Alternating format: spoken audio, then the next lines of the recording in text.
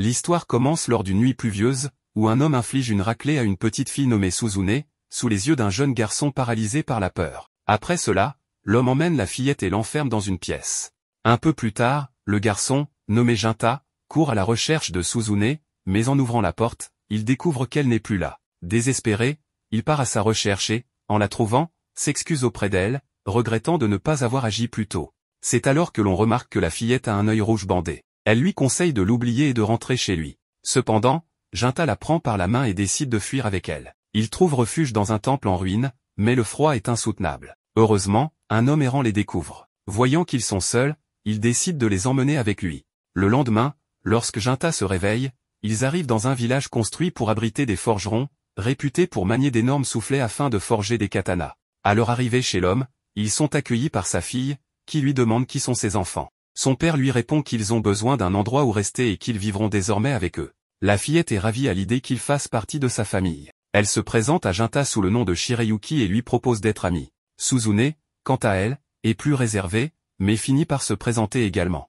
La nuit tombée, Junta, incapable de dormir, interroge l'homme, Motoharu, lui demandant s'il est un samouraï. Celui-ci lui répond qu'il est en réalité un sentinelle chargé de protéger des personnes et des objets importants. Le temps passe, et les enfants deviennent amis, appréciant leur nouvelle vie. Un jour, après avoir joué et dit au revoir à leur ami Chitose, Junta interroge Shirayuki sur sa mère, Yokaze, sachant qu'elle les a aidés à obtenir l'autorisation de vivre dans le village de Kadono. Shirayuki lui explique que sa mère passe son temps au temple, car elle est une Itsukihime, aussi appelée prêtresse du dieu du feu. Seul le chef du village et son père ont le droit de la voir, car les règles interdisent aux Itsukihime d'interagir avec les gens ordinaires, de peur que cela ne contamine leur pouvoir sacré. Cela fait de nombreuses années qu'elle ne l'a pas vue. Le temps s'écoule encore, et Junta commence un entraînement avec Motoharu. Pourtant, il a l'impression de ne faire aucun progrès. Motoharu lui attrape la tête et lui explique que, même s'il a l'impression de ne pas avancer, rien n'est éternel et qu'il change peu à peu. Il l'encourage en affirmant qu'avec le temps, il deviendra plus fort. Motoharu part ensuite accomplir ses devoirs. Shirayuki tente de remonter le moral de Junta. Peu après, Suzune les rejoint et leur annonce qu'il est temps de prendre le petit déjeuner. Les années passent. Désormais adulte, Junta, au temple, annonce qu'il a vaincu un démon qui avait utilisé une peau humaine pour infiltrer la ville. Les démons apparaissent de plus en plus fréquemment. Un ancien suppose qu'il cherche peut-être à dévorer le foie de la princesse, comme le suggèrent les légendes. Cependant, la prêtresse évoque une autre possibilité, les démons pourraient vouloir s'emparer de l'épée sacrée Yare, qui semble avoir une immense valeur pour eux. C'est alors qu'un sentinelle du nom de Kiyomasa leur dit de ne pas s'inquiéter, car l'actuelle Itsukihime est puissante, bien qu'un individu sans talent soit parmi eux. Junta lui demande s'il a un problème avec lui, mais avant qu'une dispute n'éclate, la prêtresse intervient, rappelant que l'endroit est sacré et doit être respecté. Kiyomasa se fait réprimander et finit par s'excuser. Une fois la réunion terminée, tout le monde part, sauf Junta, qui reste sur place. On découvre alors que la prêtresse actuelle n'est autre que Shirayuki. Elle lui demande de l'appeler par son prénom lorsqu'ils sont seuls, mais Junta lui répond que son rôle mérite le respect. Pourtant, en voyant sa tristesse, il finit par céder et l'appelle par son prénom, ce qui la réjouit.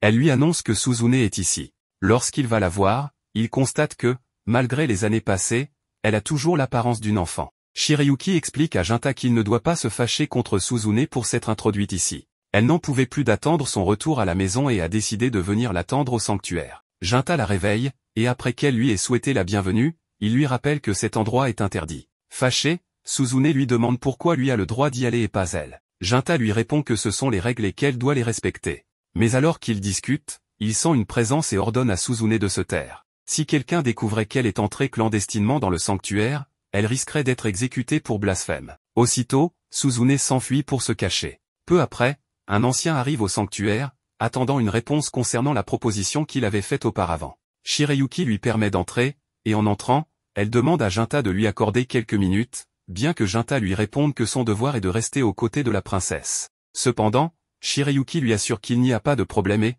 avant de partir, elle lui dit que la sécurité de Kadono est entre ses mains et espère qu'il continuera à être son défenseur fidèle. Après cela, nous retournons dans le passé, où les garçons assistent aux funérailles de la mère de Shirayuki. À la tombée de la nuit, celle-ci lui fait savoir qu'elle veut maintenant devenir Itsukihime, car elle aime le village pour lequel sa mère a donné sa vie, et elle veut l'aider à rester fort. Malheureusement, cela signifie qu'elle ne pourra plus le revoir, bien que Junta lui fasse comprendre qu'il viendra simplement jusqu'à elle. Et bien qu'il ne possède pas encore les capacités nécessaires, il deviendra plus fort. Suivant les traces de Motoharu, Il s'entraînera pour pouvoir vaincre n'importe quel démon et ainsi devenir le sentinelle du village et la revoir. Shirayuki est ému. De retour au présent, lorsque Junta sort du sanctuaire, nous voyons deux démons ravis, car tout se passe à merveille. Le lendemain, Junta médite, car on lui a dit qu'on n'aurait pas besoin de lui au sanctuaire avant l'après-midi. Suzune, ravi, saute pour l'enlacer, mais en la voyant, il lui dit que son bandage est desserré. Ils sont très heureux d'avoir enfin trouvé le bonheur. Soudainement,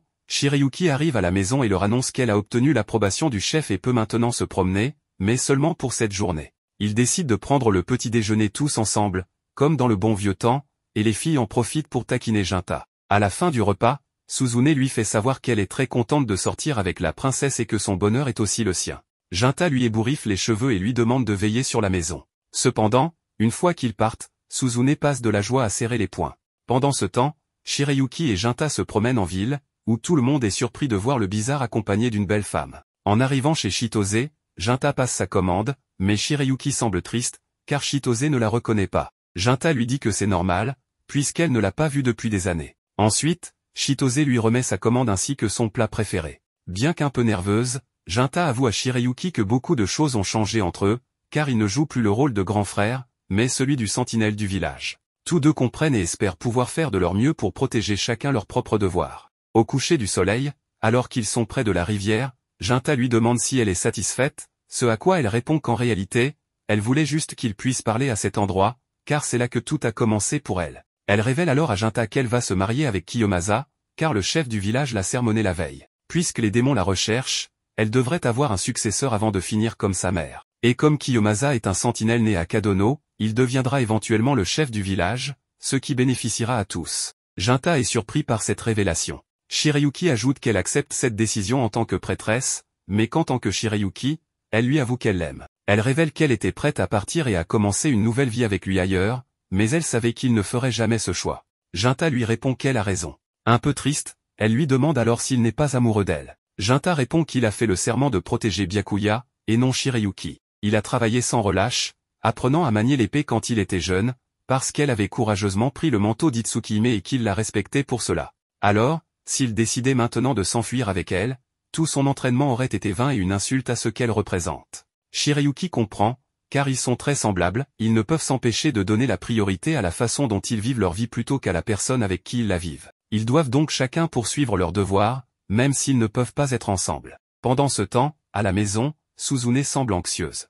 Plus tard, au temple, on rapporte que deux démons ont été aperçus rôdant dans la forêt. Kiyomasa restera à Kadono pour protéger le village, tandis que Junta devra pénétrer dans la forêt pour remplir son devoir de sentinelle. Il accepte sa mission, mais en sortant du temple, il est confronté par Kiyomasa, qui lui demande pourquoi il reste silencieux alors qu'il a appris la nouvelle concernant Byakuya. Il sait que Junta était aussi amoureux d'elle, mais celui-ci répond qu'il ne pense qu'au bonheur de la princesse et au bien du village. Cependant, Kiyomasa ne comprend pas comment il peut accepter cela aussi facilement, alors qu'il sait qu'il est amoureux de Shirayuki. D'un autre côté, Suzune reçoit la visite d'un des démons, tandis que Junta est attaqué par l'autre. Il parvient à lui trancher le bras, mais le démon rit, affirmant qu'il savait que ce serait amusant. Il rappelle que leur espèce peut vivre des siècles, alors que les humains ne vivent qu'une fraction de ce temps. Pourquoi s'obstine-t-il donc à manier cette épée, défiant la nature pour accumuler du pouvoir? Le démon lui demande dans quel but il fait tout cela. Junta lui répond qu'il le fait pour trancher ceux qui menacent les êtres qu'il doit protéger. D'autre part, le démon demande à Suzune si elle sait ce que c'est, et effrayée, elle lui répond que c'est un démon, bien que le démon lui mentionne qu'elle en est également un. Cependant, Suzune refuse, car elle est humaine. À ce moment-là, le démon remarque que Suzune s'accroche à l'amour de son frère, et c'est ce qui la pousse à essayer de devenir humaine. Il remarque que cette personne doit être très loyale envers elle, et Suzune, émue, lui avoue que son frère est tout pour elle. Le démon lui avertit que quelqu'un tente de faire du mal à son frère, ce qui serait une aide précieuse si elle l'accompagnait. Il lui promet qu'il ne lui fera pas de mal. Cependant, Suzune refuse, car même s'il promet de ne pas lui faire de mal, rien ne garantit qu'il ne fera pas de mal à son frère. Le démon pose alors sa main sur son front et lui dit que cela l'aidera à mieux comprendre la situation. La petite voix Shirayuki se donnait à Kiyomasa et, ne pouvant le supporter, elle commence à vomir. Elle lui demande si cela était réel, et le démon lui répond que son pouvoir est la clairvoyance et qu'il peut lui montrer quelques fragments de l'avenir. Et si elle ne le croit pas, elle peut le suivre pour le voir de ses propres yeux. Suzune finit par céder et se retrouve entre les mains du démon. Pendant ce temps, dans la forêt, lors de son affrontement, Junta demande au démon pourquoi ils sont si déterminés à faire du mal aux humains. Ce dernier répond que c'est pour ce qu'il est. Bien que les démons ne tuent pas les humains par nature, ils existent simplement pour accomplir un but spécifique, et le sien se trouve ici. Jinta lui demande s'il ne peut pas exercer un contrôle, et le démon répond que, sinon, on ne les appellerait pas des démons. Décidé et sans pitié, Jinta choisit d'en finir avec ce démon, bien que ce dernier utilise son pouvoir d'assimilation pour augmenter sa force. Ayant dévoré d'autres démons auparavant, ils s'affrontent violemment, où Jinta perd son bras. Mais avant d'être envoyé dans l'au-delà, il prend la pointe de son épée brisée et poignarde le cœur du démon. Cependant, avant de mourir, ce dernier avertit Jinta qu'il a pu accomplir son but, car l'autre démon avec lequel il travaillait a déjà vu très loin dans le futur, exactement 170 ans plus tard, au moment où une divinité maléfique fera son apparition. Jinta se demande de quel démon il parle, mais se souvient alors de Suzune. Il est inquiet. Cependant, avant de mourir de manière désespérée, le démon utilise son bras amputé pour saisir la tête de Jinta et lui dit qu'il va lui offrir un cadeau d'adieu. Pendant ce temps, Kiyomasa tente d'approcher Shirayuki, mais elle l'arrête, lui disant qu'il devrait au moins attendre de savoir si Jinta est en sécurité. Il lui répond que c'est le meilleur moment, et si la chance leur sourit, cette nuit suffira. Où veux-tu que je continue à attendre? La décision te revient, dit-il, et à ce moment-là, Shirayuki se souvient de la promesse que lui avait faite Jinta, ce qui lui permet de comprendre qu'elle a également fait un serment pour protéger Kadono. Elle se prépare à offrir une nuit de passion à Kiyomasa, tandis que lui pense que tant elle que Jinta sont fous. Cependant, ils sont interrompus par le démon, qui dit à Suzune que, comme elle peut le voir, ce n'était pas une illusion. Suzune est choquée et lui demande ce qu'elle est en train de faire, tandis que, de son côté, Jinta récupère son bras et remarque que le corps du démon a disparu. Mais maintenant, ce qui est le plus important, c'est d'aller auprès de Suzune. Malheureusement, en voyant le village, il constate qu'il est en flammes. De son côté, Suzune demande à Shirayuki de lui expliquer ce qu'il est en train de faire et pourquoi il a tant souffert tout ce temps, peu importe combien cela a déchiré son cœur. Il a fait tout ce qu'il pouvait pour qu'elle et Jinta soient ensemble, car il savait que cela les rendrait heureux. Le voir s'approcher d'une autre personne aurait été insupportable, c'est pourquoi il a accepté que ce soit elle. Mais malgré tout ce qu'il a fait, maintenant elle est avec un autre homme. Shirayuki comprend que Suzune n'a jamais laissé son corps ni son esprit se développer, afin de pouvoir continuer à être la petite sœur de Jinta. Malheureusement, maintenant, elle doit vivre en tant qu'Itsukihime pour préserver l'héritage de Kadono. De plus, c'est la seule façon pour elle de rendre à Jinta l'amour qu'il lui a donné. Suzune lui demande si elle parle sérieusement.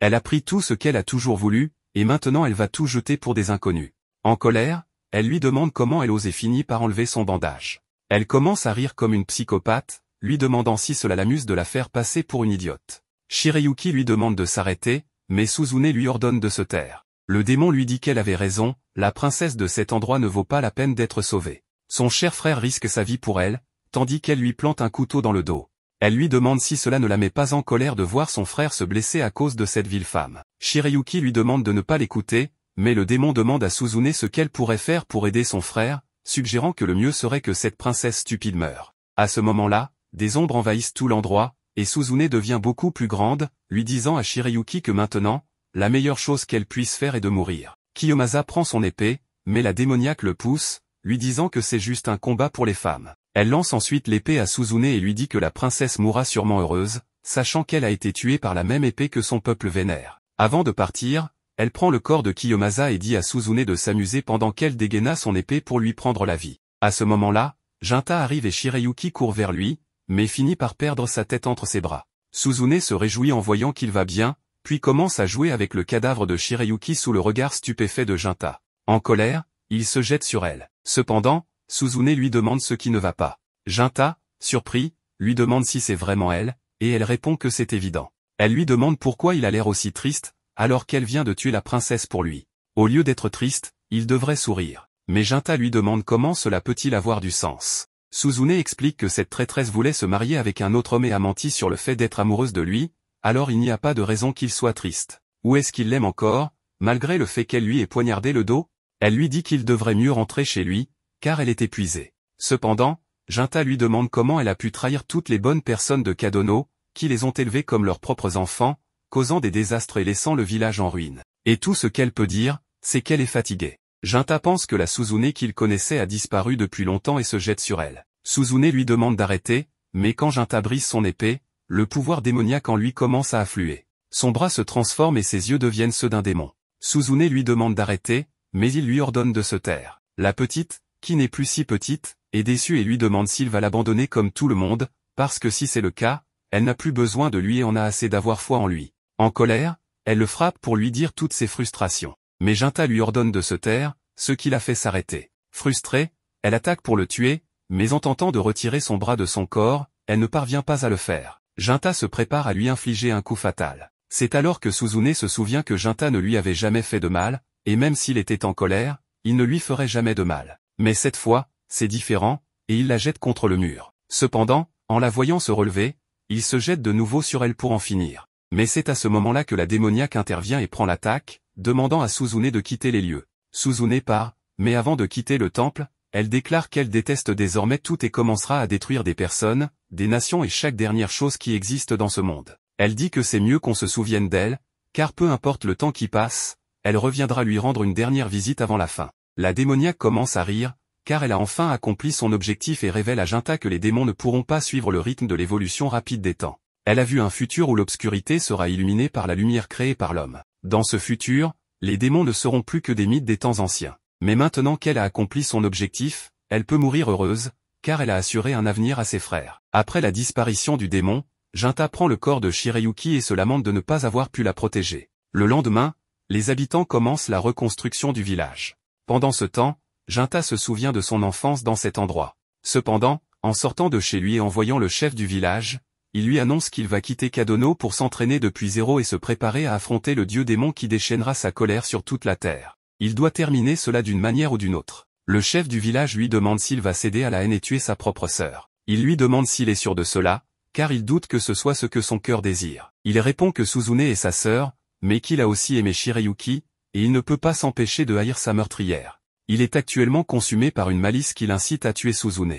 Cependant, il admet que s'il est possible, il espère trouver une solution pacifique. Le chef du village lui confesse qu'il pensait que, lorsqu'il serait devenu démon, il ne se soucierait que du massacre. Mais en voyant qu'il restait encore un peu de décence en lui, il finit par remettre Yare à Jinta. Lorsque celui-ci dégaine l'épée, le chef du village lui dit que désormais, il est le propriétaire de Yare, ce qui signifie que selon la tradition, il doit ajouter le kanji de nuit à son nom et qu'à partir de ce moment, il sera connu sous le nom de Jinya. Maintenant que le ligné des Itsukihime est éteinte, cette épée ne ferait qu'accumuler de la poussière dans le sanctuaire, il est donc préférable qu'elle soit entre ses mains. Ensuite, il s'agenouille et lui présente ses excuses, car il était bien conscient de tout l'amour qu'il y avait entre lui et la princesse. Bien qu'il sache aussi que Kiyomasa avait des sentiments pour elle, et bien que l'on disait que cela se faisait pour le bien de Kadono, en réalité, il imposa ce mariage uniquement parce qu'il voulait que son fils soit heureux, et ainsi, toute cette tragédie repose sur ses épaules. Jinta le prend par l'épaule et continue son chemin, non sans rappeler les paroles du vieil homme qui lui avait dit que, puisqu'il avait l'intention de revenir à Kadono dans quelques années, le moins qu'il puisse faire est de construire un temple en son honneur. De son côté, Jinta est arrêté avant de partir par Chitose, qui lui crie qu'à ses yeux, il est la même personne qu'il a toujours été. Jinta, ou plutôt Jinya, lui demande de lui garder un peu de mochi aux algues pour son retour. En commençant son voyage, il comprend pourquoi le démon qu'il a tué se sentait si satisfait lorsqu'il a dit qu'il avait accompli son but. 170 ans passent en un clin d'œil, et maintenant Jinta se retrouve 170 ans dans le futur. Vers les années 1850, Jinta, désormais connu sous le nom de Jinya, s'était forgé une excellente réputation en tant que chasseur de démons. Un jour, il est convoqué par un homme riche pour une mission spéciale. L'homme le présente à son assistant, Zenji, et lui dit qu'il pourra s'adresser à Zenji pour obtenir tous les détails supplémentaires. Puis, il quitte la pièce. Zenji salue Jinya et lui demande ce qu'il sait déjà. L'homme lui a parlé de sa fille adorée, Natsu, et du démon qui rôde récemment autour d'elle. Il veut que Jinya la protège. Mais l'histoire ne s'arrête pas là. En réalité, Jinya va devoir agir comme garde du corps pour Natsu, car depuis ses 13 ans, elle affirme entendre un démon rôder devant sa chambre. La créature répète sans cesse « Rends-moi ma fille ». Natsu est terrifiée à l'idée d'être enlevée. À ce moment-là, Natsu fait irruption dans la pièce, à la recherche de Zenji. Elle aperçoit Jinya assis là et devine qu'il s'agit du garde du corps engagé par son père. Mais lorsqu'il tente de se présenter, elle le coupe net. Elle ne veut rien avoir à faire avec lui et l'accuse d'être un escroc qui prétend être chasseur de démons. Zenji tente de la convaincre que Jinya est bel et bien un authentique chasseur de démons, que son père l'a trouvé après de longues recherches. Mais Natsu refuse d'écouter et ordonne à Zenji de le chasser. Cette nuit-là, Natsu reste éveillée, toujours terrifiée à l'idée que le démon revienne. Zenji s'installe devant sa porte pour la rassurer. Jinya aurait probablement été plus utile, mais comme Natsu l'a renvoyé, Zenji n'a pas d'autre choix que de prendre sa place. Il n'est pas certain de pouvoir affronter un démon, mais il promet de monter la garde jusqu'au matin, juste pour qu'elle puisse dormir. Natsu apprécie le geste, mais elle est déçue que Zenji ne croit pas vraiment à l'existence du démon. Son père non plus d'ailleurs, sinon pourquoi aurait-il engagé un samouraï douteux pour cette tâche?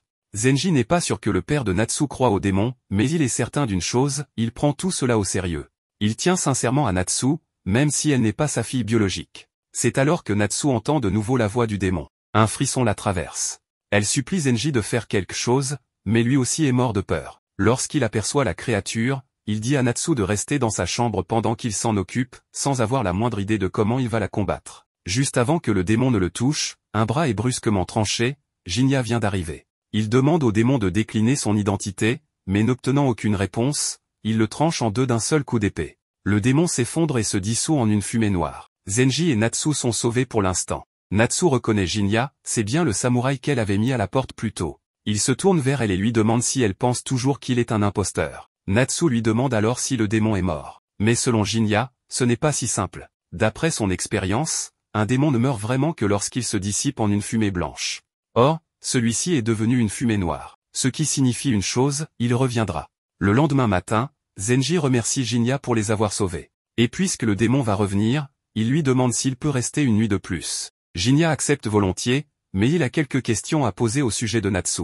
Depuis qu'il a entendu le démon dire « Rends-moi ma fille », il est intrigué. Il veut savoir s'il y a une histoire derrière tout ça. Zenji explique que les parents biologiques de Natsu faisaient partie de la famille élargie du maître de maison, mais qu'ils sont décédés il y a quelque temps. Depuis, le maître a recueilli Natsu et l'a élevée comme sa propre fille. Au cas où Jinya aurait des doutes, Zenji le rassure immédiatement, il est absolument impossible que Natsu soit l'enfant d'un démon. Si cela avait été le cas, jamais son maître ne l'aurait adopté. La femme de ce dernier a été tuée par des démons, et peu de temps après, son fils s'est enfui, et n'a plus jamais donné signe de vie. Depuis, le maître voue une haine viscérale aux démons, les tenant pour responsables de la perte de sa famille. Plus tard dans la soirée, Natsu dîne avec son père adoptif. Celui-ci lui demande si tout se passe bien avec son nouveau garde du corps. Natsu admet qu'au début elle était un peu méfiante envers Jinya, mais après l'avoir vu à l'œuvre, elle est convaincue qu'il est un vrai chasseur de démons.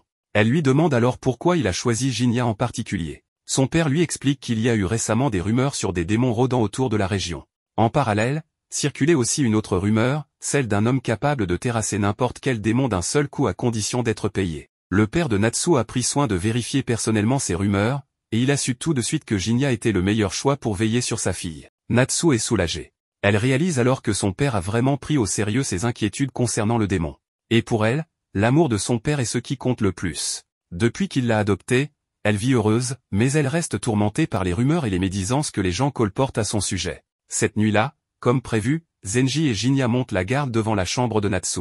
Soudain, celle-ci sort et demande à Jinya de lui dire son nom, car elle ne lui avait pas laissé le temps de se présenter la première fois. Comme son père semble beaucoup estimer cet homme, Natsu a décidé qu'elle allait lui faire confiance aussi. Jinya remarque à quel point elle est attachée à son père adoptif, Juho, mais il trouve cela tout à fait naturel. Il l'a recueilli et lui a offert un foyer, elle lui en est profondément reconnaissante. À ce moment-là, Jinya lui pose une question, il a entendu parler de la disparition du fils de Juho, et il aimerait en savoir plus. Mais dès qu'il évoque le sujet, Natsu crie qu'elle n'en sait rien. Le sujet semble très sensible, alors Jinya décide de ne pas insister pour ne pas la blesser. C'est alors que Natsu lui pose une étrange question, est-il possible qu'un démon et un humain puissent avoir un enfant ensemble? Jinya lui répond que oui. Troublé, Natsu commence à penser qu'elle pourrait vraiment être la fille du démon qui ne cesse de l'attaquer. Mais Jinya la rassure immédiatement, elle n'a aucun lien avec cette créature. Natsu lui demande comment il peut en être aussi sûr. Jinya lui explique alors qu'il connaît personnellement ce démon, il a un passé avec lui, et il sait pertinemment que ce démon ne peut pas être sa mère. Dans ce monde, il existe plusieurs façons pour un démon de naître. Il peut venir de l'union de deux démons, d'un démon et d'un humain, mais parfois, dans de rares cas, un démon peut naître de rien. Ces entités sont issues d'émotions puissantes, surtout négatives. Lorsque ces émotions s'accumulent chez une personne, elles peuvent parfois prendre une forme physique, comme celle d'un démon. Soudain, le démon réapparaît. Natsu panique. Mais Jinya s'avance calmement vers lui et lui demande de décliner son nom. Le démon, visiblement peu intelligent, ne comprend pas ce qu'il dit et se jette sur lui. Jinya le frappe au visage et le plaque au sol. Zenji, affolé, supplie Jinya de tuer le démon sur le champ. Mais Jinya répond que s'il le fait, la créature reviendra encore. Natsu demande pourquoi. Alors Jinya lui révèle la vérité, c'est elle qui a donné naissance à ce démon. Il s'est manifesté en réponse à son sentiment profond, cette idée que, si elle causait suffisamment de remous, son père porterait plus d'attention à elle. Natsu refuse d'abord de croire ce que Jinya lui dit, mais tout semble parfaitement logique. Elle voulait tellement que son père la traite comme sa vraie fille, et soudainement, un monstre est apparu, comme pour exaucer ce souhait. Jinya lui explique que la seule façon de faire disparaître ce démon est de reprendre le contrôle de ses émotions. Mais Natsu est perdue. Comment faire? Jinya lui dit simplement, elle doit accepter ses sentiments et lui demander sincèrement d'éliminer le démon. Elle réfléchit un instant, tout ce qu'elle a toujours voulu, c'est être aimée par Juzu comme sa propre fille. Mais elle avait l'impression qu'il ne l'aimait pas vraiment. C'est pourquoi elle en est venue à croire que si un démon l'attaquait, il ferait peut-être plus attention à elle. Et maintenant, ses émotions négatives ont pris forme sous ses yeux. Ce démon, c'est elle. Zenji intervient, il lui dit de ne pas penser ainsi. Oui, ce démon est né de ses émotions, mais ce n'est pas ça qui compte maintenant. Il sait que Juzu aime Natsu plus que tout au monde. Et elle l'aime tout autant. Ils sont juste nuls pour l'exprimer. Zenji lui promet qu'il sera toujours là pour l'aider à aller mieux. Consolée et motivée, Natsu décide de tourner la page. Elle regarde Jinya et lui dit de tuer le démon une bonne fois pour toutes. Aussitôt, Jinya dégaine son épée et tranche la créature en deux. Cette fois, le corps du démon se dissipe en une brume blanche. Jinya en est certain, il ne reviendra pas. Mais plus tard, dans la nuit, le corps du démon commence lentement à se reformer. Jinya s'en doutait. Si le démon venait uniquement des émotions de Natsu, il aurait disparu pour de bon. Ce retour signifie qu'une autre personne y a mêlé ses propres sentiments. Et Jinya ne voit qu'une seule possibilité, la femme décédée, c'est-à-dire la mère de la fille. Privée des émotions de Natsu, le démon lutte pour garder sa forme. Jinya n'a que de vagues souvenirs de sa mère. Mais il est triste que les choses aient tourné ainsi. Il sait qu'il doit maintenant mettre un terme à ses souffrances et l'aider à trouver la paix. Le lendemain matin, Jinya s'apprête à partir. Natsu et Zenji viennent le remercier, mais il leur dit que ce n'est pas nécessaire. Il a déjà été payé et c'était aussi sa façon à lui de faire amende honorable. Natsu ne comprend pas, alors Jinya explique, en grandissant, il a eu le temps de réfléchir à ses choix. Il croyait faire ce qu'il fallait en fuguant avec Suzune à l'époque, mais il n'a jamais pensé à ce que ça ferait à son père, ni à l'impact sur le monde autour de lui. Elle reste confuse, alors il lui dit simplement, apprécie la gentillesse de ton père. Il s'éloigne. Un peu plus tard, Juzu sort à son tour. Zenji lui demande pourquoi il n'est pas venu remercier Jinya. Mais Juzu répond qu'il n'en voyait pas l'utilité, il savait dès l'instant où Jinya est arrivé qu'il réussirait. Zenji s'interroge. Pourquoi autant de foi en un simple chasseur de démons? Juzu répond calmement, c'est normal pour un père de croire en son enfant. Les autres n'ont toujours pas compris que Jinya est le fils de Juzu et ce dernier n'a pas l'intention de leur dire. Avant de partir, Natsu demande à Juzu s'il y a quelque chose qu'elle peut faire pour aider. Il lui demande pourquoi. Elle explique que Jinya lui a dit qu'elle devait lui rendre sa gentillesse. Juzu sourit. Il est heureux de savoir que Jinya pense encore qu'il est quelqu'un de bien. Mais il dit à Natsu qu'elle n'a rien à lui rendre. La seule chose qu'un enfant peut faire pour rendre son parent heureux, c'est de vivre une vie longue et pleine de bonheur. Jinya s'est rendu dans un restaurant où le gérant était aussi le cuisinier. Sa fille, Ofu, travaillait avec lui, et il lui demanda d'apporter le plat à Jinya. Ofu s'exécuta et servit la nourriture. Par la suite, le père d'Ofu s'approcha de Jinya et lui dit qu'un tueur rôdait dans les rues, et il était très inquiet pour la sécurité de sa fille. Il espérait que l'empereur prenne les mesures nécessaires concernant ce problème. Jinya lui répondit qu'il devrait faire attention à ses paroles lorsqu'il parle de l'empereur. Le père d'Ofu acquiesça, mais expliqua qu'il ne voulait surtout pas perdre son restaurant, surtout qu'il en avait hérité il y a seulement 10 jours. Il mentionna qu'il l'avait acheté à bas prix à l'ancien propriétaire, ce qui ne surprit pas Jinya. Le père d'Ofu complimenta Jinya sur son goût raffiné, et lui dit que son établissement ressemblait à une ville fantôme, notant que Jinya était venu ici pendant 5 jours consécutifs. Ofu fit remarquer à son père que s'il continuait à parler ainsi, il risquait de perdre leur seul client. Son père la rassura en disant qu'il ne faisait que discuter. Il demanda ensuite l'avis de Jinya sur la nourriture. Jinya répondit que ce n'était pas mauvais, mais que la portion était vraiment petite. Le père d'Ofu reconnut la franchise de Jinya et lui dit qu'il était le meilleur chef de la ville à avoir préparé ce plat. Jinya lui demanda s'il y avait une raison à cela. Le père d'Ofu répondit que tout le monde a ses propres problèmes, et supposa que le passé de Jinya n'avait pas été simple. Jinya confirma que c'était effectivement le cas. Le père d'Ofu dit à Jinya qu'il pensait qu'il devait avoir pas mal d'argent. Jinya précisa qu'il travaillait justement pour en obtenir. Le père d'Ofu lui demanda alors quel était son métier. Jinya répondit qu'il était chasseur de démons, ce qui fit beaucoup rire le père d'Ofu. Il lui demanda ensuite s'il se rendait maintenant à Atlantis, ce que Jinya confirma. Alors que Jinya s'apprêtait à partir, le père d'Ofu lui rappela ce qu'il lui avait dit à propos du tueur. Selon les rumeurs, ce tueur ne se servait même pas de son épée, mais les victimes étaient retrouvées complètement mutilées. Le nombre de corps retrouvés était préoccupant, et de nombreuses personnes avaient disparu récemment, peut-être attaquées ou enlevées par ce tueur. Certaines personnes pensaient que des démons étaient responsables. Jinya demanda alors où se trouvait le tueur. Le père d'Ofu lui répondit que c'était dans la zone d'Edo.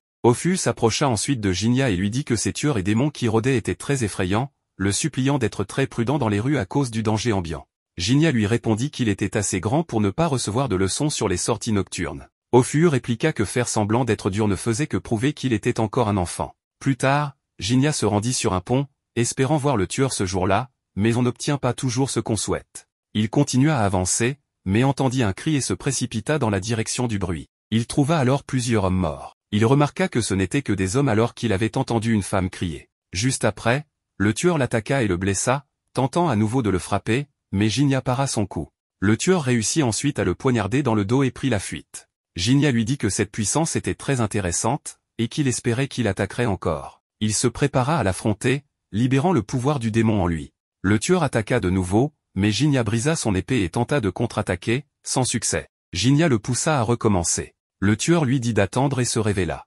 Jinya lui demanda son nom.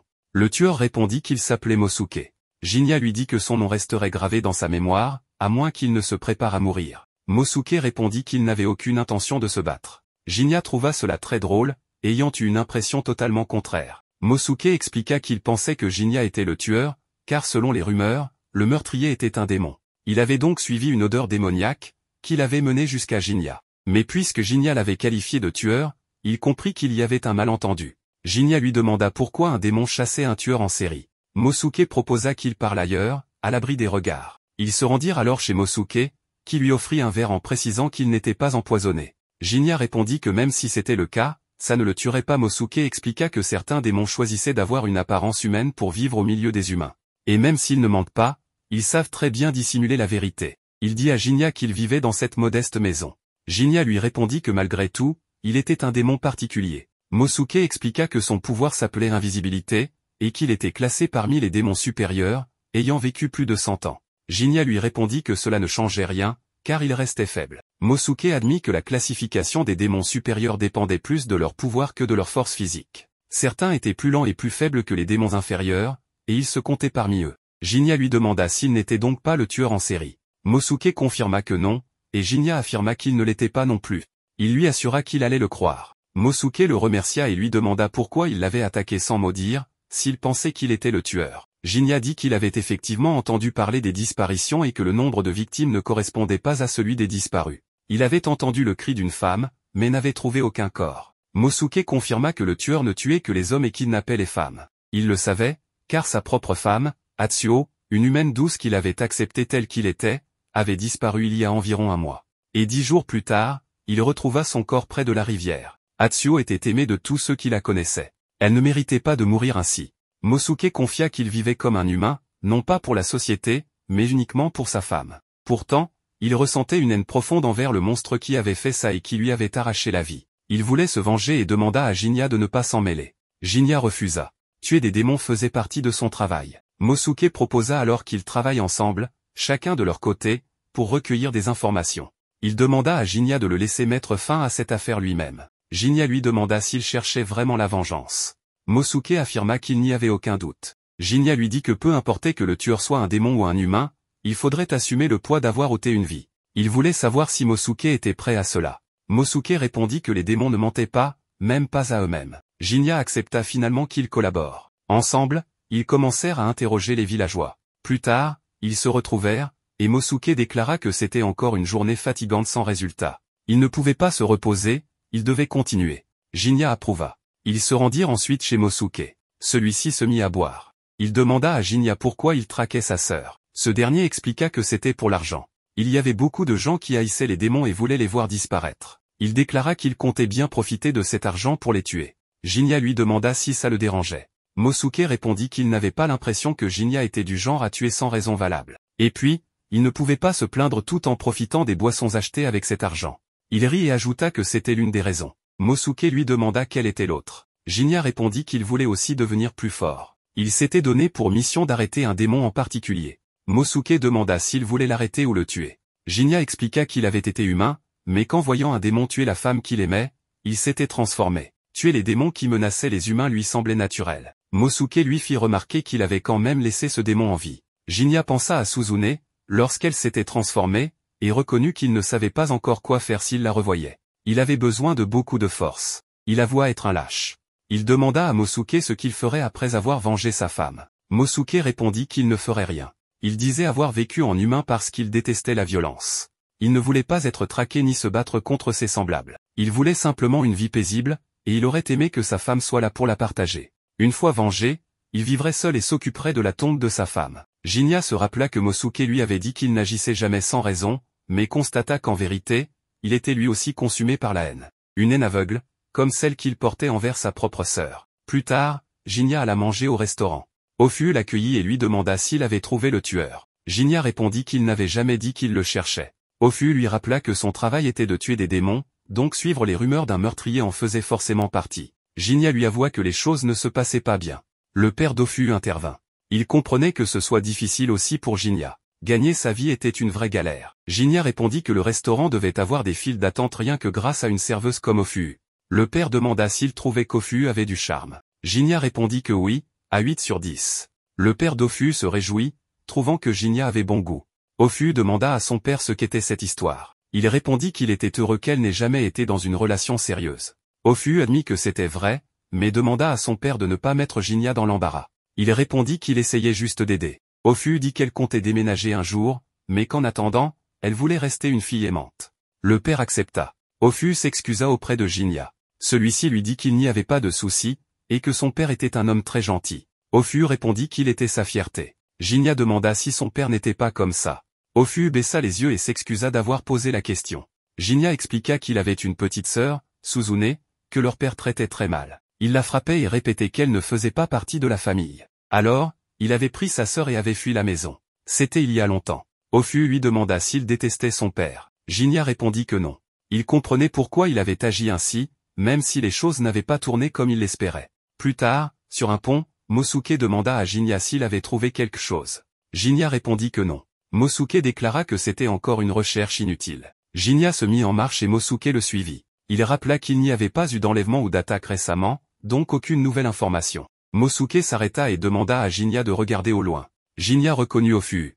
Mosuke demanda s'il la connaissait. Jinya dit que c'était la fille du propriétaire du restaurant où il allait. Mosuke jugea que ce n'était pas bon pour elle d'être seule dehors. Jinya annonça qu'il allait la rejoindre et s'approcha. Ofu leva les yeux vers lui et dit que la lune était belle ce soir. Elle lui demanda s'il était seul. Jinya répondit qu'il était avec un ami, mais en se retournant, il ne vit plus Mosuke.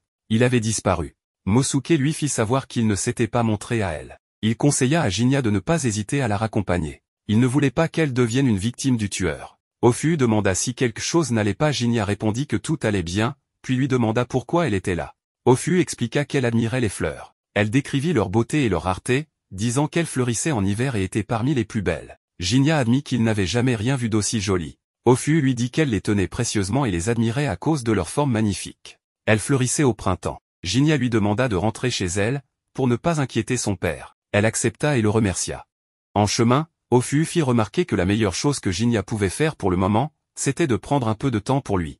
Il semblait bien trop dur envers lui-même. Jinya acquiesça, bien qu'il restât convaincu que ce fardeau était le sien à porter, un poids qu'il supportait depuis toujours. Pourtant, même s'il comprenait le point de vue de son ami, la jeune femme pensait que la vie serait bien trop triste si l'on ne pouvait jamais se reposer. Le problème, c'est que Jinya ne voyait rien d'autre dans la vie que sa mission, même s'il ne le disait pas ouvertement. Il s'excusa auprès d'Ofu, et confessa qu'il n'était pas capable de suivre son conseil. À un moment, Ofu s'arrêta pour admirer quelques fleurs de daphné d'hiver, une plante qui stocke ses nutriments en automne et fleurit au printemps, après l'hiver. Jinya apprécia le parfum de la plante pendant que la jeune femme partageait que le daphné symbolise l'arrivée du printemps. À proximité, poussaient aussi des herbes de Pittosporum, que Jinya reconnut immédiatement, c'était un bon remède lorsqu'il était préparé en soupe, une médecine courante dans le village de Kadono où il avait grandi. D'après lui, une amie d'enfance en buvait souvent, car elle était le genre d'enfant à se gaver de sucreries desquelles on avait l'occasion, avant de prendre cette soupe pour réparer sa bêtise. Ofu plaisanta en disant qu'elle devait être une personne extraordinaire. Jinya ajouta qu'il la laissait toujours le guider dans la vie. C'est alors qu'Ofu comprit que ce soi-disant but unique n'était peut-être pas aussi vrai qu'il le prétendait. Elle voyait bien que cet homme aimait les soba, appréciait la beauté des fleurs, et chérissait des souvenirs très précieux. Mais aujourd'hui, il était tellement concentré sur l'accomplissement de son devoir qu'il avait perdu de vue tout ce qui l'entourait. C'est pour cela qu'elle lui avait conseillé de se détendre de temps en temps. Après tout, les fleurs éclosent partout. Jinya ne s'en était tout simplement pas rendu compte, mais s'il ouvrait les yeux, il pourrait peut-être remarquer les signes que la vie lui envoyait. Quand ils arrivèrent chez Ofu, Jinya remarqua que la lumière était allumée et imaginait que le père de la jeune fille devait être réveillé, l'attendant avec inquiétude. Elle admit que son père pouvait être surprotecteur, mais Jinya comprenait, les parents étaient toujours comme ça. Si tel était le cas, la jeune femme se demanda pourquoi le jeune homme s'était montré aussi inquiet pour elle. Mais ce n'était pas une question à laquelle elle s'attendait à avoir une réponse. Les deux se quittèrent avec le sourire, et Jinya invita Ofu à lui apprendre d'autres noms de fleurs un jour ensoleillé. Après le départ de la jeune femme, Mosuke apparut et déclara qu'elle était vraiment une personne exceptionnelle. Jinya allait protester, lui reprochant d'avoir espionné leur conversation, mais Mosuke insista, il fallait continuer à enquêter sur le tueur. Plus tard, durant sa veille, Jinya aperçut un homme ivre qui titubait sur un pont, en pleine nuit. Juste derrière lui, une femme traversa également le pont et rougit en croisant le regard de Jinya. Mais ce moment chaleureux fut brusquement interrompu, l'homme ivre fut soudain tué par une force maléfique dissimulée. À partir de là, la nature occulte de la créature disparut, elle révéla sa forme démoniaque sans la moindre gêne, baignée par la lumière de la lune. Jinya fut immédiatement attaqué. Il parvint à frapper l'armure de la bête pour se défendre, mais sa peau était aussi dure que du béton. La jeune femme, paniquée, essayait de comprendre ce qui se passait, pendant que Jinya lui ordonnait de ne pas bouger, à moins de ne pas tenir à sa vie. Lors d'une attaque suivante, Jinya esquiva et frappa les crocs du monstre, mais sans plus d'effet. Pire encore, le coup projeta Jinya loin de la jeune femme, la laissant vulnérable. Et en effet, elle fut attaquée. Mais Mosuke utilisa son invisibilité pour la pousser hors de portée et la sauver in extremis.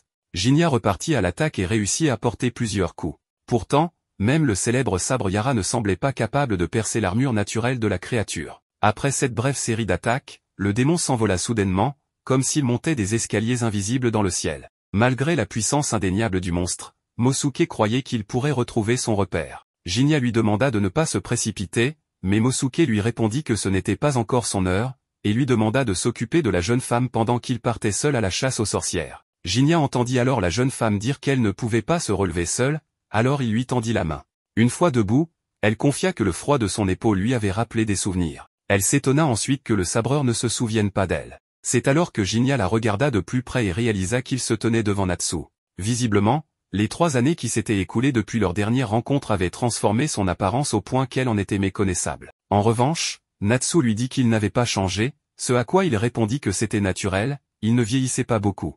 Il lui demanda si elle avait l'habitude de se promener à cette heure-là, et elle répondit que non, qu'elle rentrait juste après avoir fait une livraison pour un client. Touché par son sens des responsabilités, Jinya remarqua qu'elle avait beaucoup mûri, et que son sourire était plus naturel qu'avant. Natsu rougit et le remercia pour le compliment. Puis elle se rappela que, de toute façon, elle ne pouvait pas rester une enfant éternellement. Soudain, un homme surgit de l'obscurité et lança, à moitié moqueur, que la jeune fille était toujours le même garçon manqué qu'avant, ce qui la fit sursauter. Puis l'homme se révéla et Jinya sourit en reconnaissant Zenji après tout ce temps. Un peu plus tard, il mentionna que Natsu avait été attaqué par le démon. Zenji perdit son calme et protégea la jeune fille, exigeant que les gardes soient appelés, tandis que Jinya expliquait qu'il poursuivait l'assassin depuis un certain temps, et que son attaque était probablement une simple coïncidence. Quoi qu'il en soit, si Natsu avait besoin d'aide, elle devait chercher Jinya au restaurant. S'il était sollicité, le chasseur de démons facturerait moins cher que la dernière fois. Sur ces mots, Jinya partit, mais Zenji interrompit son départ pour lui conseiller de se rendre dans la ville-temple, où se trouvait un temple abandonné depuis la mort de son prêtre en chef, il y a de nombreuses années. On disait qu'on y entendait la voix d'une femme chaque nuit. Le temple portait le nom de Mizuo, et les rumeurs affirmaient qu'un démon y résidait. Pendant ce temps, Mosuke poursuivait la bête en fuite, croyant avoir perdu toute chance de la rattraper, jusqu'à ce qu'un cri de femme se fasse entendre. Il vit le démon bondir de toit en toit, transportant sa victime dans ses griffes. Instantanément, il fut replongé dans le traumatisme de la découverte du corps de sa femme, tuée par cette bête insatiable. La haine qui coulait dans les veines du démon mineur prit le dessus, et il courut, katana en main, jusqu'au temple Mizuo, qu'il pénétra sous sa cape d'invisibilité. À l'intérieur, le démon dévorait sa victime, confirmant les craintes de Mosuke, cette créature avait bel et bien tué sa femme. Il prévoyait de partir et de revenir avec Jinya, mais la scène grotesque de la femme déchiquetée fut si marquante que son esprit fut submergé par une envie irrésistible d'attaquer le démon de toutes ses forces. Cette témérité lui coûta cher, la bête le frappa de plein fouet avec ses crocs acérés. À partir de cet instant, Mosuke ressentit la gravité de sa blessure et se demanda s'il allait mourir là, avec la haine toujours brûlante en lui. Après avoir consommé la tête de la femme, le démon passa près de lui, comme s'il allait simplement mourir dans quelques minutes, sans possibilité de riposte. En voyant cela, Mosuke sourit et se traita d'inutile. Un peu plus tard, Jinya arriva au temple abandonné et vit son ami, à quelques secondes de la mort. En deuil de son état, Mosuke lui demanda une dernière faveur, il lui tendit une dague forgée à Kadono, réputée pour pouvoir tuer les démons. Avec cette arme, Jinya devait venger la femme de Mosuke. Le sabreur promit de le faire sans hésitation, mais en échange, il demanda à recevoir les pouvoirs de son ami. Honorant cette demande, Mosuke lui transféra sa force. Jinya utilisa alors son bras démoniaque pour puiser dans le subconscient tourmenté de son ami. Malgré la douleur, des images d'amour et d'affection pour sa femme complétaient ce tableau, dépeignant une relation improbable entre un humain et un démon. Le jour où elle découvrit la véritable identité de son mari, elle réagit comme si ce n'était rien d'important. Car celui dont elle était tombée amoureuse n'était ni humain ni démon, mais Mosuke. Après avoir vu son ami se dissiper dans l'air comme de la poussière, Jinya scella la promesse avec ces mots, « Ton vœu est gravé dans mon cœur ». Pendant ce temps, le démon réfléchissait à sa condition. Depuis qu'il avait acquis la conscience, le démon se sentait né pour anéantir les hommes de ce monde. Depuis lors, il cherchait à assouvir sa faim, bien qu'il ignorât pourquoi ou pour qui. Quoi qu'il en soit, le démon devait bientôt retourner quelque part, bien qu'il ne sache pas où. Mais parmi tout ce qu'il ignorait, une chose lui était certaine, il ne pouvait pas retourner dans son état actuel. Quelques heures plus tôt, la bête avait capturé une femme nommée Yunagi en ville, et devait finir de se nourrir d'elle, car son corps démoniaque l'exigeait, à chaque instant, il voulait consommer davantage.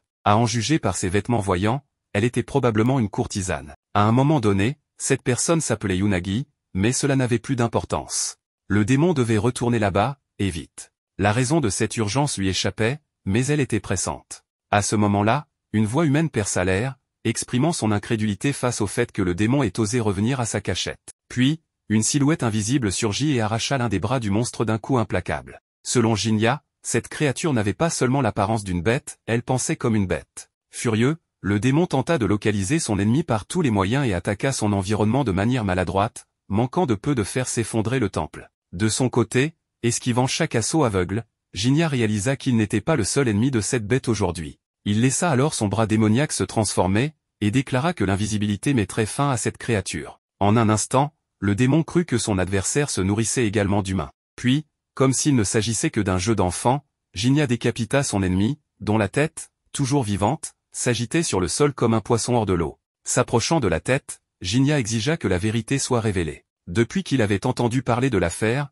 Jinya avait compris que dans cet incident du démon, le nombre de victimes et de disparus ne correspondait pas. Il semblait que le monstre tuait les hommes immédiatement, puis emmenait les femmes dans ce temple pour les dévorer, ce qui expliquait pourquoi les chiffres ne correspondaient pas. Mais quelque chose clochait, la femme de Mosuke avait été retrouvée avec son corps intact. Si le monstre devant lui était bien l'ennemi que Mosuke cherchait depuis toujours, alors pourquoi son épouse avait-elle été retrouvée ainsi? Qui était vraiment ce démon?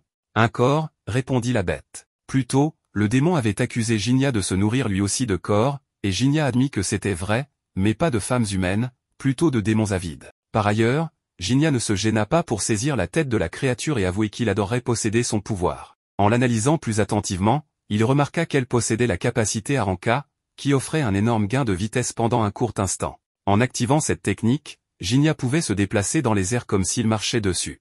Ainsi, il comprit la puissance du monstre, mais pas son cœur. À la recherche de ce dernier, Jinya pénétra dans l'intériorité de la bête et y vit une fille maltraitée, jetée dans une rivière. Alors qu'elle coulait, elle ne pensait qu'à revenir et trouver un corps. À chaque seconde qui passait, son désir devenait plus pressant. Elle devait revenir auprès de cette personne. Jinya demanda alors qui était ce démon, et la bête répondit, Atsuo.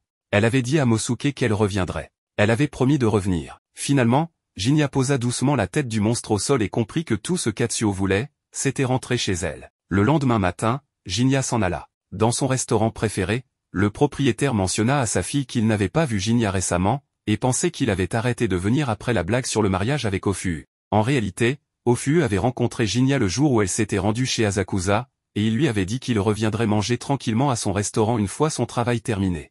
En parlant de cela, son père avait entendu dire que l'affaire du démon avait enfin été résolue, ce qui signifiait que Jinya devait en avoir eu assez de cette affaire. Mais sa fille se rappela quelque chose que le sabreur avait dit, les démons n'avaient pas encore été exterminés. Ce soir-là, deux hommes marchaient dans la rue, cherchant une victime plus jeune cette fois, car les choses s'étaient calmées dans le coin. De préférence, une femme mariée, car c'était plus exaltant quand elle hurlait le nom de leur mari en se débattant jusqu'au bout. Ils se remémorèrent la dernière fille criant « Mosuke », et cela suffisait à les faire rire aux éclats. À ce moment-là, Jinya apparut sans un mot. Il décapita le premier homme et transperça la poitrine du second. Cela fait, il annonça à Mosuke que son vœu avait enfin été exaucé avec succès. Un soir, un homme se dirige vers une boutique de soba lorsqu'il remarque quelqu'un passer. Pour une raison inconnue, cette personne lui rappelle son frère, alors il la fixe pendant quelques secondes. Pendant qu'il est distrait, Natsu le bouscule accidentellement. Dès qu'elle aperçoit les sabres à sa taille, elle comprend qu'elle a fait une erreur. Cet homme est un samouraï, et offenser un samouraï à cette époque est un excellent moyen de finir décapité. Elle commence donc immédiatement à s'excuser pour l'accident. Mais le samouraï lui dit qu'elle n'a pas à s'excuser, car c'est de sa faute à lui, il n'a pas fait attention à ce qui l'entourait. Natsu est surprise, car les samouraïs ne sont pas connus pour être aussi compréhensifs. Le père Dofu sort alors de sa boutique et rassure Natsu en lui expliquant que cet homme, Naotsugu, est un samouraï réputé pour sa gentillesse, et qu'il ne causerait jamais de problème sans raison. Le lendemain matin, l'homme commande un bol de soba et s'installe. Il a l'air préoccupé. Ofu et son père viennent le voir et lui demandent ce qui le tracasse. Ils lui disent que s'il a quelque chose sur le cœur, il peut leur en parler. Naotsugu apprécie le geste et finit par leur confier qu'il est inquiet pour son grand frère. Le père d'Ofu ne comprend pas, car tout le monde sait que Naotsugu est le seul héritier de la famille Mura. Il n'est pas censé avoir de frère. Et c'est justement là le problème. Naotsugu est certain d'avoir un grand frère. Mais chaque fois qu'il en parle, on lui répond qu'il n'a pas de frère. Il se tourne vers Ofu et lui dit que le nom de son frère est Sadanaga. Mais Ofu n'a jamais entendu parler de quelqu'un portant ce nom. Naotsugu est déçu. Cela fait longtemps que ça dure. Personne, même pas ses parents, ne semble se souvenir de ce frère. Et il commence sérieusement à se demander s'il ne devient pas fou. Ofu et son père voient bien que Naotsugu souffre. Ils lui disent qu'ils connaissent quelqu'un qui s'occupe de ce genre de phénomène surnaturel. Naotsugu demande s'il parle d'un chaman ou d'un exorciste, mais ce n'est pas ça. La personne dont il parle est un simple ronin. Mais il est prêt à enquêter sur des phénomènes mystérieux, et il est suffisamment fort pour terrasser des démons. Il est donc très fiable. Par chance, Jinya entre dans la boutique à ce moment précis. Il dit qu'il aimerait commander un bol de soba, et le père Dofu se met aussitôt au travail. Une fois que Jinya est servi, le père Dofu lui demande s'il commence à apprécier les soba de l'endroit.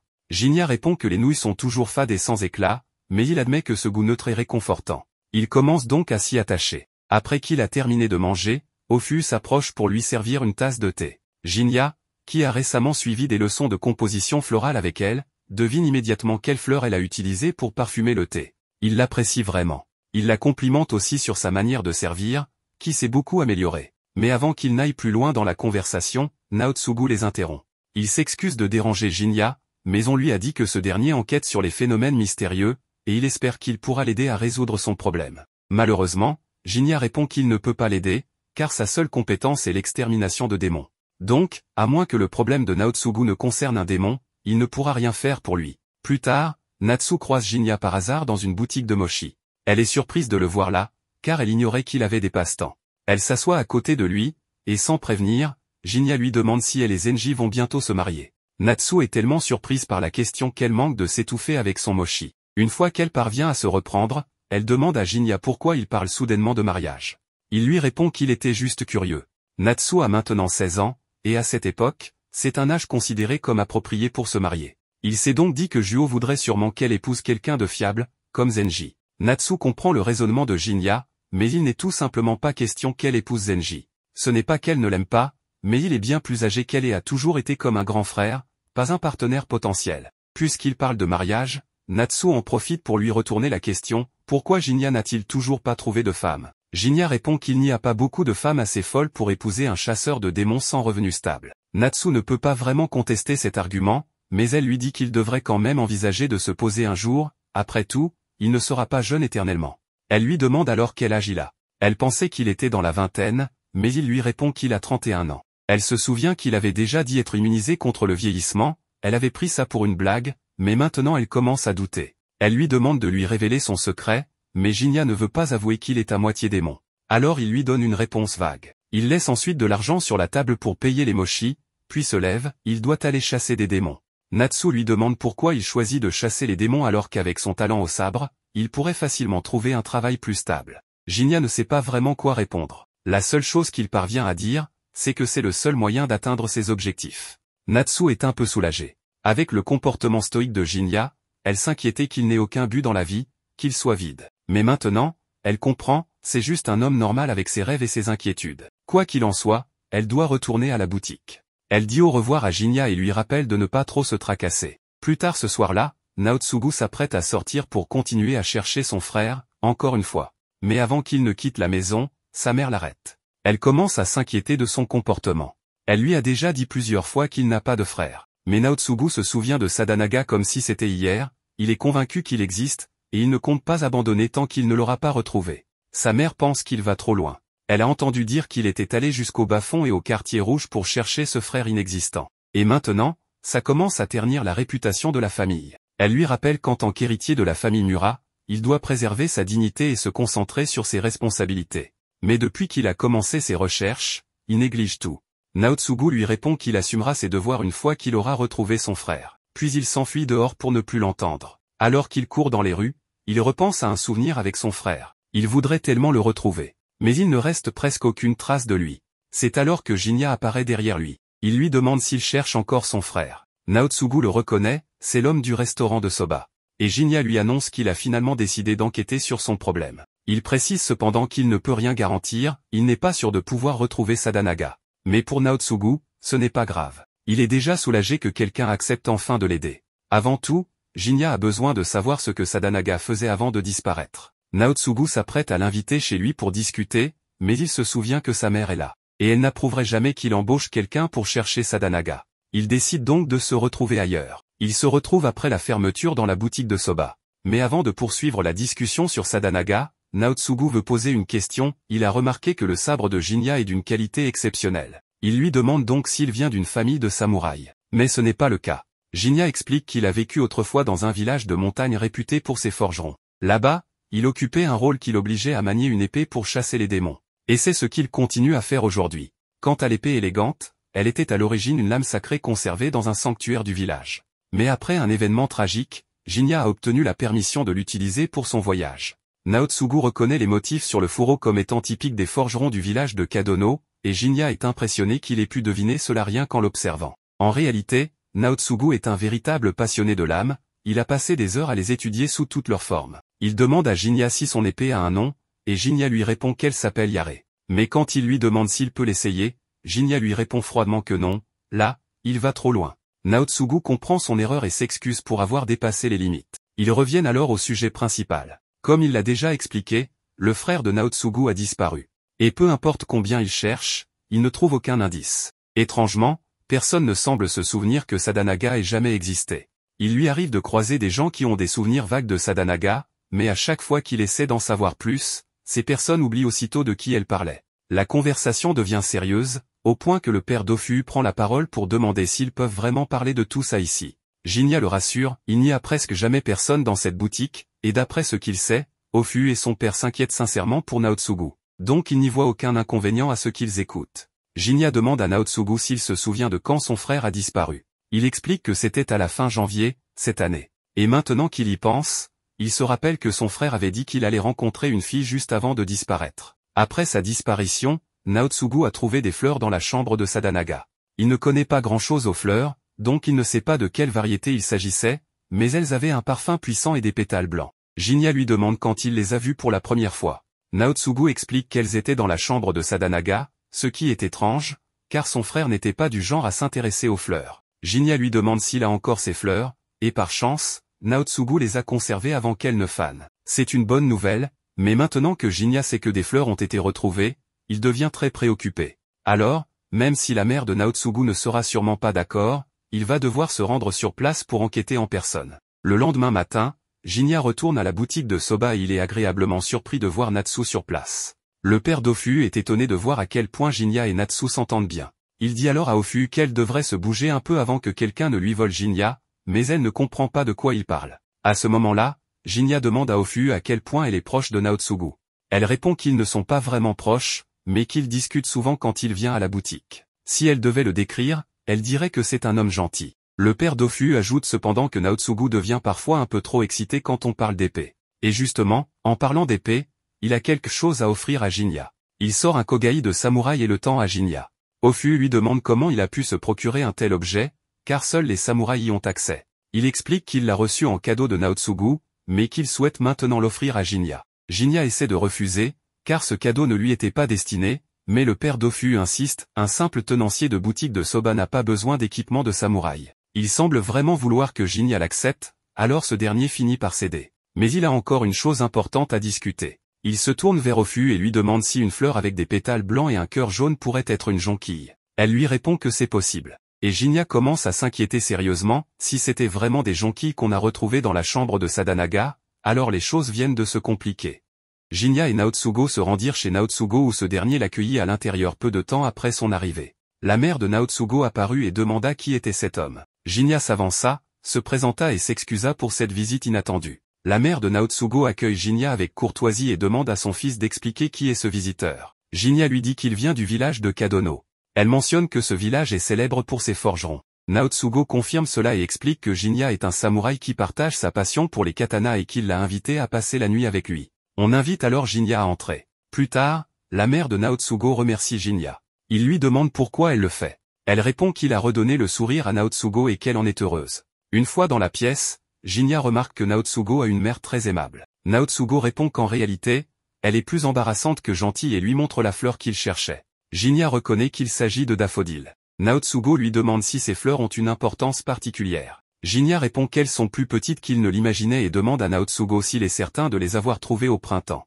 Naotsugo confirme qu'il en est sûr. Jinya évoque alors la jeune fille que son frère Sadanaga lui a dit vouloir rencontrer avant de disparaître. Il pense maintenant qu'il s'agit d'un démon. Il met en garde Naotsugo en lui expliquant que Sadanaga a peut-être été emmené dans un autre monde et que ces fleurs en sont la preuve. Naotsugo lui demande s'il veut dire que ces fleurs proviennent du repère du démon. Jinya exprime le désir de visiter la chambre de son frère. Naotsugo accepte et lui dit de le suivre. Cependant, quand Naotsugo commence à marcher, Jinya reste sur place et affirme qu'il préfère le laisser passer devant. Naotsugo fait remarquer qu'il ne trouvera pas le chemin tout seul, mais Jinya insiste en disant que tout ira bien. Naotsugo soupire et quitte la pièce. Dès qu'il est parti, Jinya pense qu'il y a peu de risque que quelque chose arrive s'il reste visible. Pendant que Naotsugo se dirige vers la chambre de son frère, Jinya le suit discrètement en utilisant la furtivité. Arrivé dans la pièce, Naotsugo sent une drôle d'odeur qui le rend étourdi. Il bascule alors dans un autre monde. Là-bas, une petite fille tente désespérément de sauver ses parents d'un incendie mais n'y parvient pas. Tout finit en cendres et l'enfant reste seul au sol. Quand elle se relève et marche parmi les gens, ils ont peur d'elle. Lorsqu'elle essaie de s'attacher à quelqu'un, tous s'enfuient. En regardant son reflet dans l'eau, elle découvre que ses yeux sont rouges, elle s'est transformée en démon. Elle murmure qu'elle a perdu ses parents et sa maison et que cela empire encore quand ses souvenirs eux-mêmes se brisent. Elle court en pensant qu'elle ne retrouvera jamais ce jardin. Après cela, elle déménage en ville, grandit et vieillit. Elle visite un jour la maison de Naotsugo et voit Sadanaga s'entraîner sous les regards heureux de sa famille. La jeune fille commence à pleurer en souhaitant pouvoir revenir en arrière. Elle imagine que ses parents sont là avec elle et rejoue avec une balle. Peu après, Naotsugo se réveille mais dans le monde de la jeune fille. Il demande ce qui s'est passé. Jinya apparaît derrière lui, ce qui effraie Naotsugo. Jinya dit qu'il semble avoir erré dans un lieu lié à la chambre de son frère. Naotsugo lui demande ce que cet endroit représente. Jinya explique que l'immense feu est lié à une petite fille qui est devenue un démon et que la vieille maison dans laquelle elle vivait ne devrait plus exister. Il lui demande si Naotsugo a vu tout cela. Naotsugo admet qu'il l'a vu. Jinya exprime qu'il ne croit pas qu'il s'agissait d'un simple rêve. Il voit alors l'enfant jouer à la balle devant Sadanaga. Quand Naotsugo aperçoit son frère, il se dirige vers lui mais ressent une douleur dans la tête. Sadanaga demande à la fille ce qu'elle souhaite manger ce jour-là et lui dit qu'il cuisine mieux qu'avant. La jeune fille répond qu'il vaudrait mieux qu'il abandonne et parte. Sadanaga réplique qu'il est temps qu'elle prépare ses nouilles spéciales. La jeune fille supplie Sadanaga de l'écouter et lui dit qu'il a une famille et une maison à retrouver. Et qu'il ne doit pas laisser ce sentiment de pitié le consumer car cela fait tout perdre. Ce jardin est celui du bonheur et grâce à sa présence, elle peut revoir ses parents. Elle l'implore donc de partir. Sadanaga lui dit qu'elle le comprend mal et explique que ce n'est pas la maison qui façonne les gens, mais les gens qui font une maison. Il lui dit que le bonheur peut se trouver n'importe où et qu'un endroit qui ne nous rend pas heureux n'est pas forcément une maison.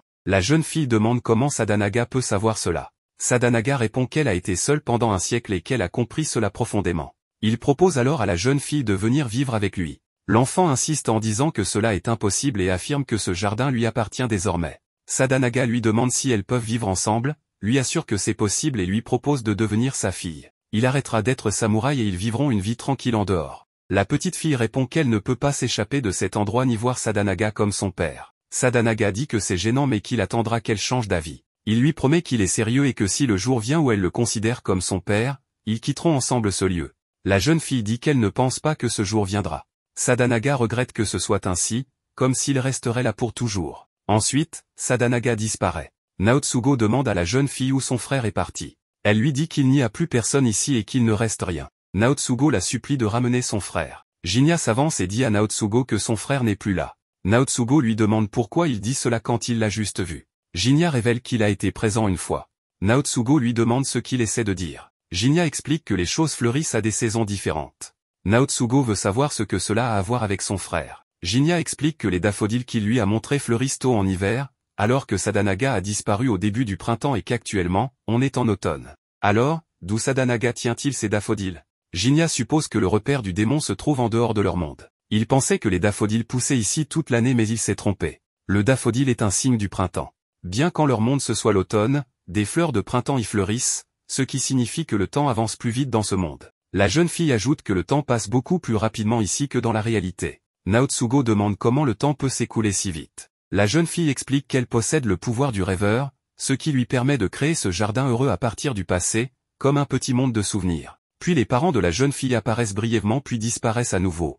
Elle leur dit que c'est tout et que son pouvoir ne peut retenir personne dans ce monde miniature. Ce n'est qu'un voyage nostalgique embellissant le passé. Naotsugo demande si son frère est mort. La jeune fille répond qu'il n'y a plus personne ici. Plus tard, elle leur dit qu'elle va partir et avoue qu'elle a volé son frère à Naotsugo, mais qu'elle doit le remercier car il lui a apporté le salut. Elle leur dit qu'ils retourneront d'où ils viennent dès leur réveil. Jinya lui demande ce qu'elle compte faire ensuite. Elle répond qu'elle restera à contempler ce qu'elle a perdu depuis tout ce temps. Quant à Sadanaga, il a passé le reste de sa vie à essayer de créer un endroit spécial pour elle. Jinya lui rappelle qu'elle doit tenir la promesse faite à Sadanaga. Juste après, ils reviennent dans leur monde. Naotsugo annonce qu'ils sont de retour et espère comprendre pourquoi son frère a choisi de rester dans le monde du démon. Ils se rendent ensuite au restaurant situé dans un quartier historique, où l'on raconte qu'un grand incendie sombre a eu lieu 2 siècles plus tôt.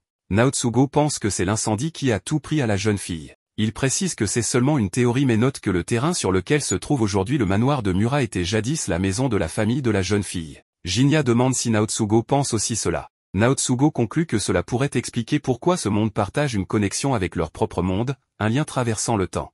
Cela ressemble à une pensée poétique. Jinya s'excuse auprès de Naotsugo de ne pas avoir pu l'aider davantage, mais Naotsugo le rassure en disant que tout va bien. Il exprime sa gratitude et explique que Sadanaga était un homme droit et fidèle à ses principes, même s'il ne comprend pas pourquoi il a rejeté leur famille. Mais il sait qu'il est resté fidèle à son cœur jusqu'au bout. Il remarque ensuite que l'heure est tardive et qu'il doit aller terminer ses devoirs. Il prend congé. Ofu le retient en lui rappelant que son frère était une personne remarquable, même si personne ne s'en souvient, cela ne change pas le fait qu'il ait risqué sa vie pour sauver une fille en détresse. Cela fait pleurer Naotsugo. Il admet qu'il est fier de lui, puis part. Plus tard, Ofu exprime sa gratitude envers Jinya pour l'aide apportée à Naotsugo. Son père ajoute également ses remerciements et demande à Jinya pourquoi il semble triste. Il explique que le démon appelle Sadanaga par le nom de Yoma alors qu'il le connaît sous le nom de Sadanaga, ce qui semble étrange puisque les noms paraissent différents. Le père d'Ofu dit que le vrai nom de Sadanaga pourrait être Yoma. Jinya répond qu'à sa connaissance, seul son maître ou sa famille connaît le véritable nom d'un samouraï. Le père d'Ofu rit et dit que même sa famille ne le sait peut-être pas. Le fait que la jeune fille l'appelle Yoma prouve qu'il la considère comme sa famille. Jinya dit que cela lui rappelle quelque chose. La mère de Naotsugo réprimandait souvent son fils à cause de son obsession pour les épées. Jinya demande au père d'Ofu de répéter une phrase précise. Le père répond qu'il a entendu dire que la mère demandait souvent à son fils d'arrêter, et qu'elle disait quelque chose de particulier, mais il ne se souvient que vaguement. Il ajoute qu'il a aussi rencontré cette femme. Elle était aimante et respectable. Elle traitait même un ronin comme lui avec respect. Elle faisait attention à ce qu'elle disait devant les autres. Jinya leur dit aussi que le démon a déclaré que Sadanaga n'était plus là. Il explique que les démons ne mentent pas, mais qu'ils cachent parfois la vérité. Il pense que c'est ce qui s'est passé. Il raconte que Sadanaga a vécu plus de 20 ans avec la jeune fille dans un autre monde, avant de décider de partir. Il était devenu vieux, alors qu'un seul mois s'était écoulé dans le monde réel. Il ne pouvait pas revenir chez lui comme un vieillard. Il est donc allé en ville, a acheté une vieille maison à bon prix et a ouvert un restaurant de nouilles soba à Edeto. Jinya dit qu'il faut le corriger s'il se trompe. Le père d'Ofu répond que le temps passait plus vite dans le monde du démon, et que Sadanaga aurait pu mourir de vieillesse. Jinya dit qu'il ne pense pas qu'il soit mort. Le père d'Ofu lui demande d'où vient cette certitude. Jinya répond que la jeune fille souriait. Il pense que Sadanaga est toujours vivant, car la fille a trouvé un nouveau père, et ce père, c'est lui, Sadanaga. Le père d'Ofu trouve cela injuste et lui demande quand il a compris. Jinya répond qu'il l'a su à la fin de toute cette histoire. Il dit que plusieurs indices étaient présents, pas seulement liés au nom, mais aussi à d'autres éléments. Il explique que c'est étrange qu'un vendeur de nouilles possède des outils de samouraï, mais qu'on les lui avait donnés quand il était encore Sadanaga. Le père d'Ofu confirme. Il ajoute que Naotsugo était souvent agacé quand il se grattait la tête en public, et qu'il lui avait offert un bâtonnet pour arranger ses cheveux. Jinya demande s'il a déjà dit à Naotsugo qu'il était son frère. Le père d'Ofu répond qu'il pensait que son frère serait heureux de savoir qu'il était en vie. Il dit qu'il a choisi de rester auprès de celle qui avait le plus besoin de protection. Ce jour-là, il a perdu son identité de membre de la famille Mura. Il ne pouvait plus se considérer comme le frère de Naotsugo. Il ajoute que Naotsugo n'est plus un enfant et qu'il sait qu'il se débrouillera seul. Il demande à Jinya de garder le bâtonnet comme cadeau, car il n'en a plus besoin. Jinya lui dit qu'il est très têtu. Sadanaga rit et s'excuse. Il dit que les autres ne comprennent pas sa logique. Il demande à Jinya ce qu'il en pense. Il lui demande s'il sait pourquoi il a décidé de devenir le père de cette fille. Jinya répond qu'il n'y avait aucune raison au début. Sadanaga rit encore. Il dit que c'est vrai. Il ne supportait pas de voir cette fille souffrir et être seule. Il a décidé de rester avec elle. Il pense que quand une personne choisit un chemin, elle doit le suivre, même si les autres ne comprennent pas. Il ajoute que chacun pense à sa façon, et qu'il est inutile d'expliquer ses raisons aux autres. Jinya approuve. Il dit que nos raisons nous appartiennent, et qu'elles ne sont pas faites pour être comprises par tous. Sadanaga répond qu'il savait que Jinya comprendrait. Il lui dit qu'il a la sagesse des anciens, presque comme un démon. Jinya est surpris. Sadanaga poursuit. Il dit qu'il a vécu plus de 20 ans avec un démon et qu'il a appris ce que c'était que de vivre entouré d'eux. Jinya demande comment va la jeune fille. Sadanaga dit qu'elle est là, avec eux, et il regarde Ofu. Jinya comprend alors pourquoi ils ont pu entrer facilement dans son monde. Ofu lui demande s'il ne se souvient pas de ce qu'elle lui avait dit, qu'il est encore un enfant. Jinya répond qu'il l'est sûrement encore à ses yeux, puisqu'Ofu a vécu plus de 200 ans. Ofu lui demande ce qu'il compte faire maintenant. Elle lui rappelle qu'il a dit que son travail était de tuer les démons. Jinya répond qu'il veut un bol de kakisoba. Ofu demande à son père d'en préparer un. Sadanaga s'exécute aussitôt. Pendant ce temps, Ofu verse du thé à Jinya en souriant. Jinya lui demande pourquoi elle sourit. Ofu répond qu'elle est très heureuse et que cela se voit. Elle ajoute qu'elle sait que la vie de Jinya a plus de sens que sa mission. Puis elle lui sert le bol de soba. Jinya repense au passé. Il dit que le temps passe sans pitié, et que même les choses les plus précieuses nous échappent. Ce que l'on perd reste perdu pour toujours. Puis il revient au présent.